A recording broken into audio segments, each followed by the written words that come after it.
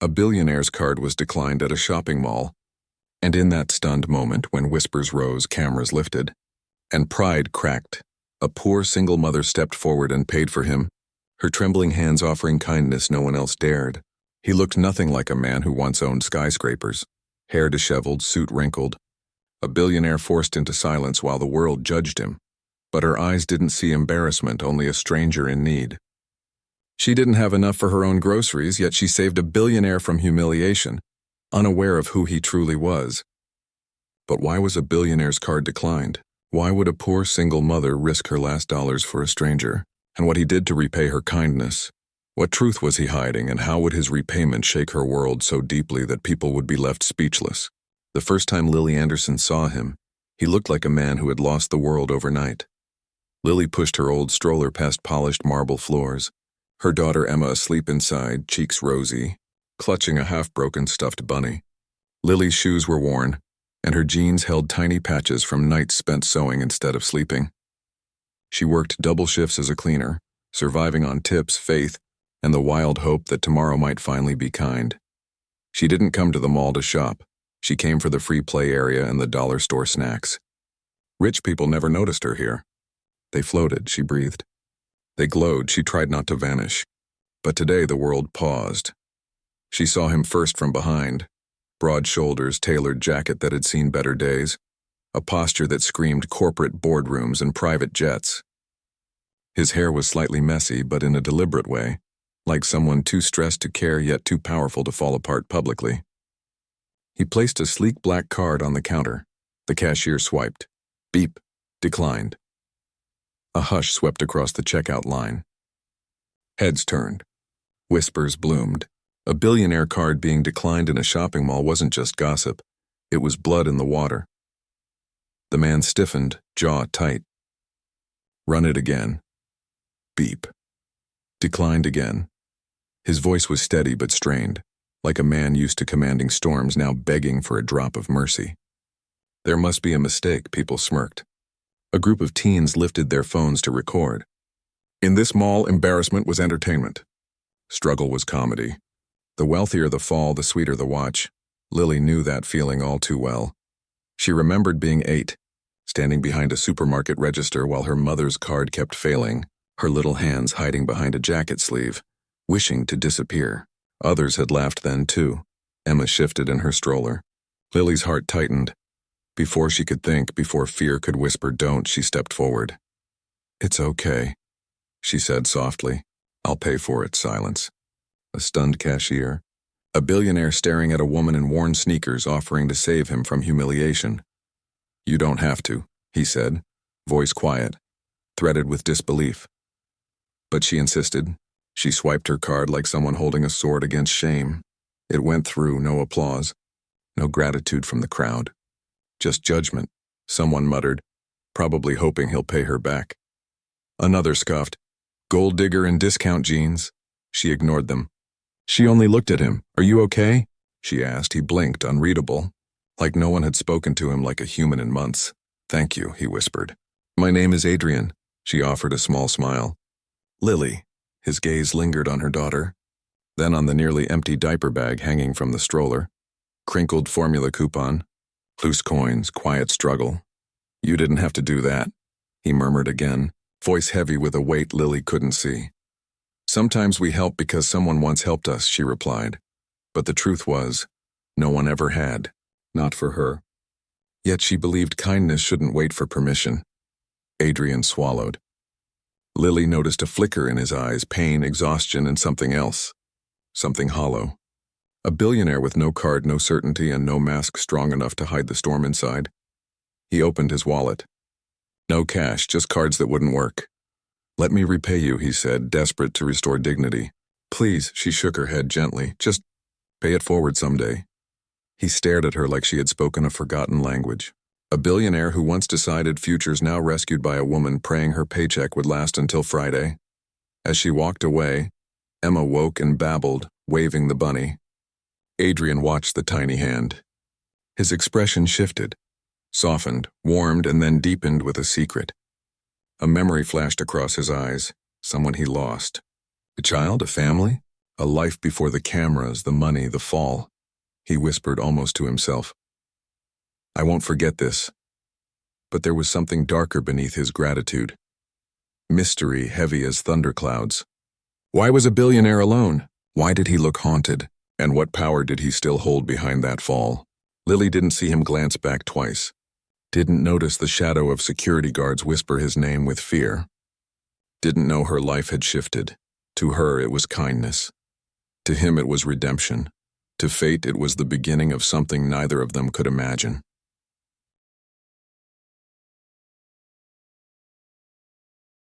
Lily thought she would never see him again. People didn't cross worlds like that. Billionaires didn't remember women who counted coins for bus fare. But destiny has a strange way of circling back, especially when life is on the edge of breaking or beginning.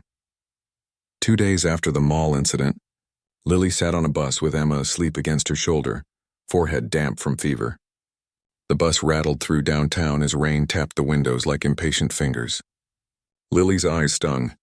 The clinic bill sat in her pocket, mocking her with numbers she didn't have.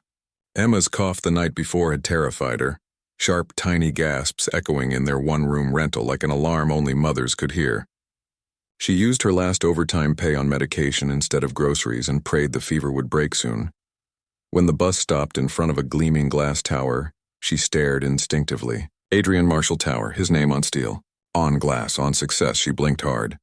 Adrian Marshall. Was that really him? Could she really have saved Adrian Marshall?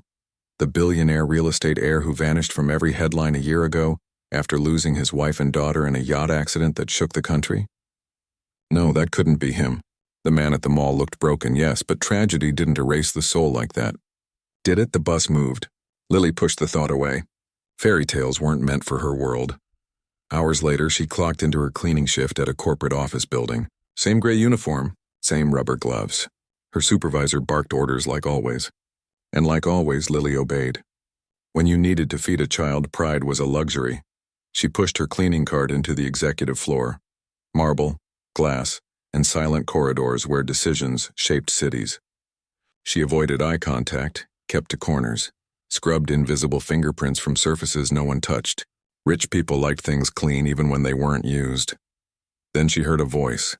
Deep, familiar, steady despite a crack beneath the surface. Get out of my office, a man stormed out, face red with anger. Lily flinched behind her cart as he passed. Then the door opened again. Adrian. Her breath hitched. He froze when he saw her. Like fate had tapped him on the shoulder. You. His voice softened. Shock, recognition, something warmer. You're the woman from the mall. Her pulse raced.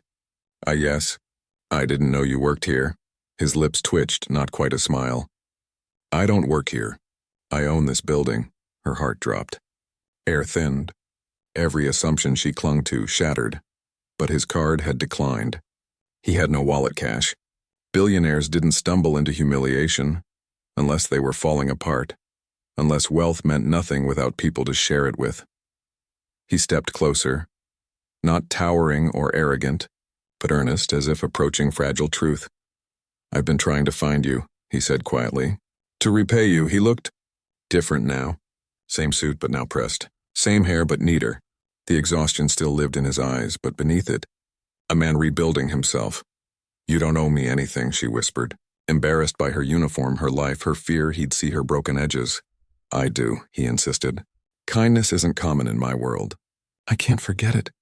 She opened her mouth, but her supervisor appeared, face twisted like he'd swallowed jealousy whole. Lily, stop distracting the tenant. Finish the floors. Adrian's gaze snapped to the man, cold and commanding. She's not distracting me. I called her. The supervisor paled. Of course, sir. He retreated fast. Lily exhaled. I'm sorry, she murmured. I really need this job. You won't lose it, Adrian said. Nobody who stands up for others should ever fear punishment. Something flickered in his eyes, memory, pain, love long lost. My wife used to say that, he whispered before he could stop himself. She believed kindness was currency too rare to waste. Lily felt a pang. His tragedy wasn't rumor, it lived in his voice. I heard. She stopped, unsure if it was rude, but he nodded, inviting truth. They were my whole world, he said, voice trembling just once. When they died, everything else lost meaning. Power, money. I walked away from everything to disappear. Grief doesn't care who you are. It empties you. Silence stretched. Rain tapped the windows. Emma's feverish face flashed in Lily's mind. Children so fragile, life so unfair. I'm sorry, she whispered. He swallowed hard. That day at the mall, I hadn't planned to live like this anymore. Lily's breath caught. He didn't say die, but she heard it. Her kindness had literally kept him alive. I saw you with your daughter, he continued. You held her like she was the center of the universe. It reminded me of my wife, of who I used to be. His eyes turned wet, but he blinked it away with practiced dignity. You saved more than my pride that day, Lily. Her chest tightened, eyes burning. She wasn't someone who people thanked deeply. She was invisible most days. Survival didn't leave room for applause. Suddenly a soft cough echoed from the stroller. Emma. Lily froze. She hadn't meant to bring her to work, but daycare refused the fever and she couldn't lose a day's pay. Adrian's expression shifted. Concern. Recognition, something protective. She's sick. A fever, Lily whispered. She'll be okay. But she didn't sound sure. Adrian studied her face. How much is the medication? It's fine, he didn't push. He just reached into his pocket and placed a business card on her cart gently, like setting down fate. If life ever gets heavier than you can carry, he said softly. Call me. You helped me. Let me help you. Before she could reply, he walked away with quiet grace of someone learning to live again, leaving Lily staring at the card like it was a doorway she wasn't sure she deserved to open. But what she didn't know was this. Adrian wasn't offering charity. He was beginning a promise, one that would transform her life, challenge her pride, and lead her into a world where kindness could rewrite destiny, and where repayment could mean more than money, more than anything she ever dreamed. Lily stared at Adrian's card for hours after her shift ended, as if its edges hummed with possibility and danger. She had tucked it into her pocket, pulled it out, stared at the name, tucked it back again. Like a secret she wasn't sure she had the right to hold. But reality waits for no dream. Emma's fever had risen. Lily sat on their thin mattress in their cramped studio apartment. Paint peeling, heater groaning, neighbors arguing through thin walls, rocking her daughter while damp washcloths cooled her forehead. The ceiling fan hummed overhead like a tired machine doing its best, much like her. Emma whimpered. Every sound ripped Lily open. Mommy's here, she whispered, voice trembling. Mommy's right here, her phone buzzed, overdue rent reminder. Then another buzz, her bank balance $29.14. A pit opened in her stomach. She still needed diapers, food, bus fare. Life felt like a battlefield where every victory came with a wound. She thought of the card again. Of Adrian's eyes when he spoke of losing his family. Grief carved into a man who once held the world. Of how he looked at Emma with something like memory and longing. Could calling him make her weak? Dependent? Or was refusing help just another way to suffer silently? Her pride wrestled her desperation. Pride lost. She dialed.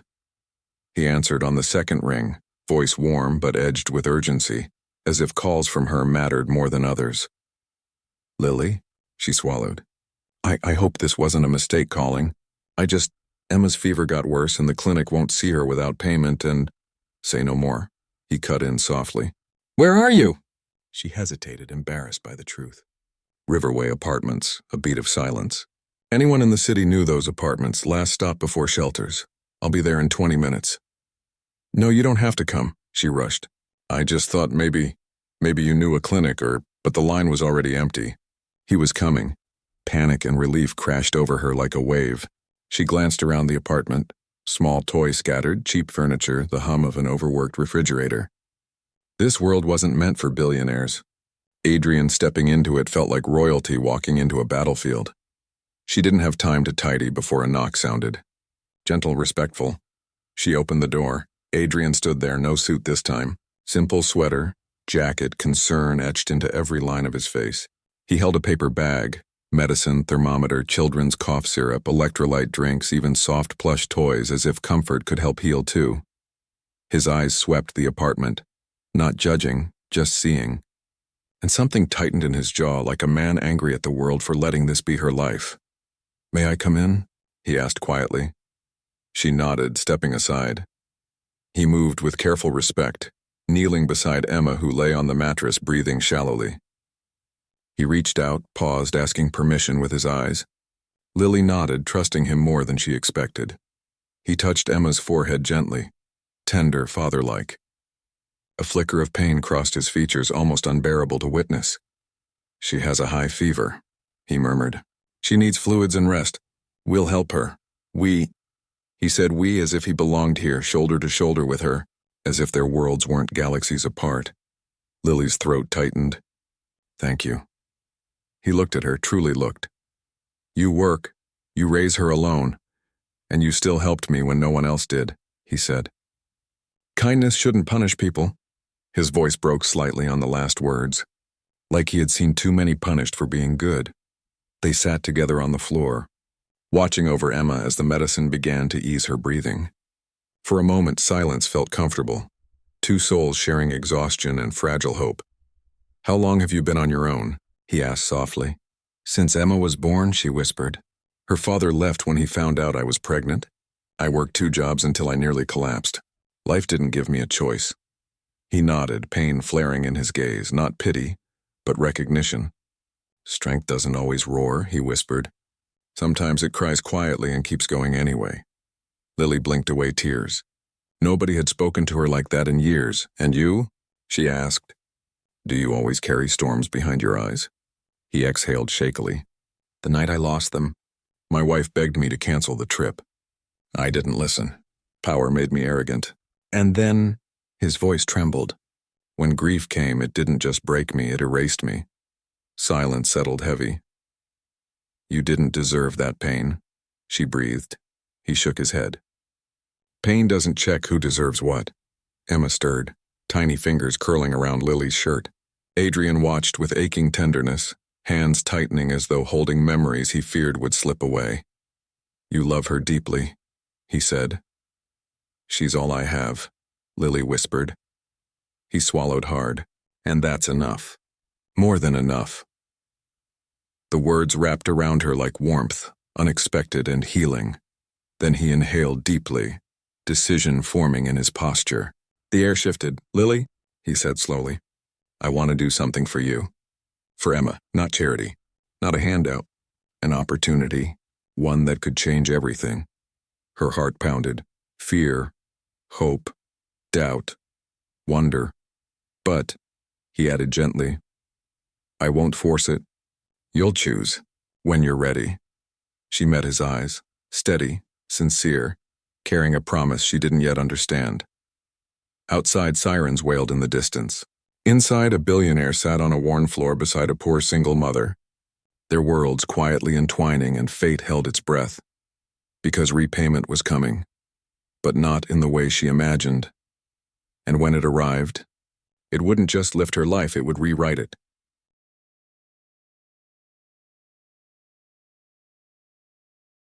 The morning sunlight filtered through thin curtains, washing the tiny apartment in a gentle, honey-gold warmth.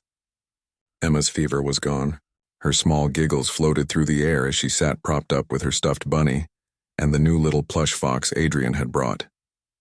Lily gently braided her daughter's soft curls, relief written in the curve of her smile and the quiet peace in her chest. On the small couch, too small for a man of his stature, sat Adrian. Shoulders relaxed in a way that hadn't existed when she first saw him at the mall. He watched them, eyes softened by something Lily had never expected to feel again.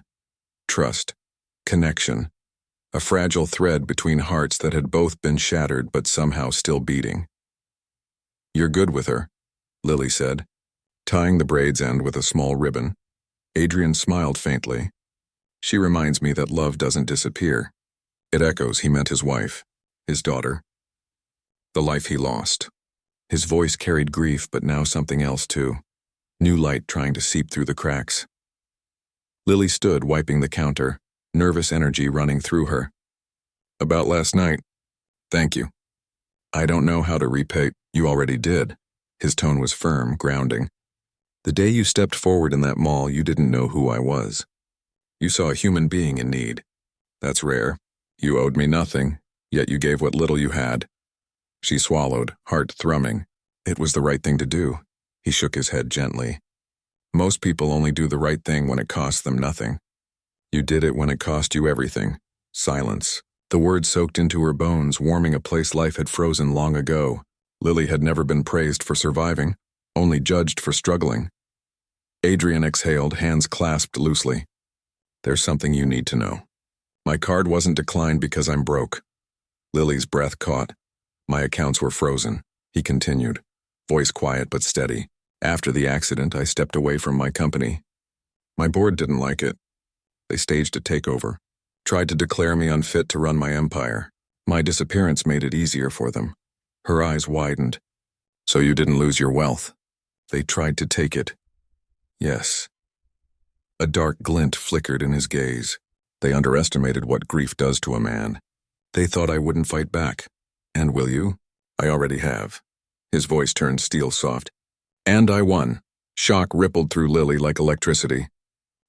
You're back in control? At midnight last night, he confirmed. Lawyers, boardrooms, battles, the empire is restored. Empire. She'd never spoken to someone who used that word about their own life. And now, he said, eyes holding hers, I want to rebuild differently, with purpose, with humanity, with a type of strength wealth can't buy. He stood slowly, tall, grounded, certain. Lily, I want to offer you a job. Her heart slammed in her chest. Not charity, he added quickly. Never that. You're smart, observant, you see people. That's something money can't teach. I want someone I can trust in my charity foundation. Someone who understands struggle, dignity, and kindness. Someone who will help rebuild the way my wife always wanted. Lily's breath hitched. Me, working with you? More than that, he stepped closer. Security. A salary that will change your life. A home in a safe neighborhood. Childcare covered. A chance to rise, not as someone rescued, but someone chosen. Her hands trembled. Hope was a fragile thing. It felt dangerous to hold, but why me? She whispered. He held her gaze, voice gentle but powerful. Because when the world turned its back on me, a poor single mother stood up. Because you gave when you had nothing, and that tells me who you are. And because the world needs leaders with hearts, not wallets. Tears brimmed in her eyes, heavy with years of going unseen, unheard, unvalued. But, she stammered, fear creeping in. What if I fail? His answer was instant. Then you'll stand again, and I'll stand with you. A sob slipped from her before she could stop it. Emma crawled into her lap, tiny hand patting her cheek. Giggling sparkles into the moment, Lily whispered. Voice breaking, I don't know what to say. Adrian smiled. The first true smile she'd seen from him. Warm and full of life resurfacing. Say yes. Her heart beat once, twice, then she nodded, tears falling freely, not from pain but release. Yes, she breathed. I say yes. Relief washed over him like sunrise. He reached out. Not for her hand at first, but to brush a tear from her cheek, gentle as prayer. You saved my dignity, he said softly. Now let me help rebuild your future. Their eyes held. Two broken souls standing on the edge of a new beginning. Not as billionaire and poor single mother, but as two humans who chose kindness in a world that often forgets its power. In that small apartment, hope took root. No loud music. No dramatic montage. Just a quiet promise kindness is never wasted. One act can change a destiny, and repayment, when born from gratitude, not pity, can build miracles. Outside, the world moved on unaware. Inside, life began again, not because money entered the room, but because empathy did. And sometimes that is the greatest wealth of all.